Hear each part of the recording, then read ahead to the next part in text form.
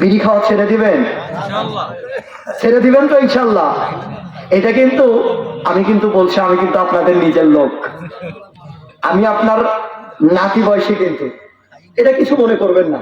মনে করেন আপনার আপন ছেলের ছেলে আমি, তা আমি যদি আপনাদেরকে কিছু বলি, আপনারা আমাকে যদি কিছু বলেন, আমি কিন্তু মাইন্ড করব না। আমি যদি বলি আপনারা মাইন্ড করবেন না।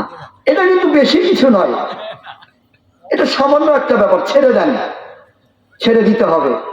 বলবেন হুজুর এত যাবত যে করে আসছি, এখন যদি আজকে ছেড়ে দিই, এই গুণাগুলো আমার কি হবে? এত যাবত যে গুণা করলাম, এগুলো মাফ হবে কিনা? প্রশ্ন থাকতে পারে কিনা?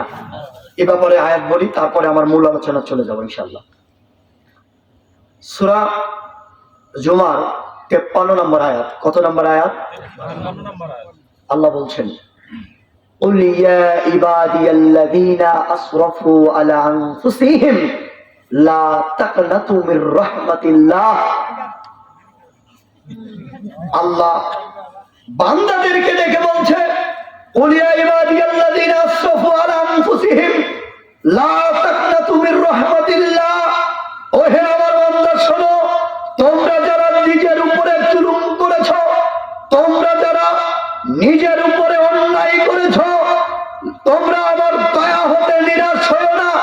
যদি তুমি নেশাদার দ্রব্য পানকারী হয়ে থাকো, যদি তুমি মদ পানকারী হয়ে থাকো, যদি তুমি জুয়ার মতো এমন পাপে লিপ্ত হয়ে থাকো, যদি তুমি সুদ খেয়ে থাকো, তুমি যদি জিনা করে থাকো, তুমি যদি নানান অন্যায় কাজের সাথে জড়িত হয়ে থাকো, তোমরা আমার দয়া হতে নিরাশ হয়ো না।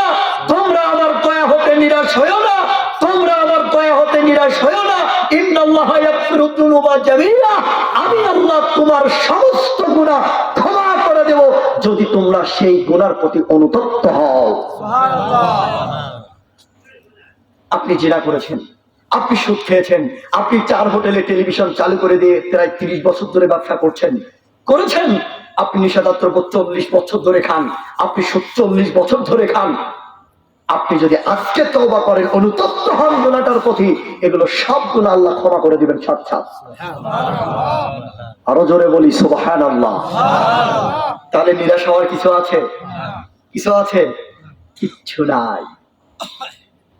এজন্য আপনি যদি আজকের এই মাহফিলে যদি আপনি তওবা করে বিড়ি ছেড়ে দিতে পারেন, আল্লাহর কসম আজকের এই মাহফিলটা এটা সফল হয়ে যাবে। কেউ আছেন এমন ব্যক্তি খান ছেড়ে দিবেন ওয়াদা করে? পারবেন? করেন না, ওয়াদাটা করেন। কি করলেন? আল্লাহ কবুল করেন, আমিন। আরো জোরে সরে বলে আমিন।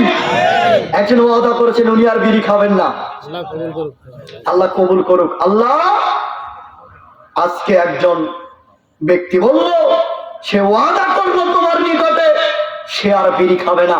আল্লাহ তুমি তাকে কবুল করে নাও। আল্লাহ তার উপরে যত বালা মুসিবত আসবে, সমস্ত বালা মুসিবত আল্লাহ তুমি তার থেকে তুমি তাকে হেফাজত করো এবং তাকে তুমি হেদায়েত দান করো, বলেন আমিন। আলহামদুলিল্লাহ। তুই যদি ছেড়ে দেয়, সত্যি আল্লাহর কসম আজকের মাহফিল সফল।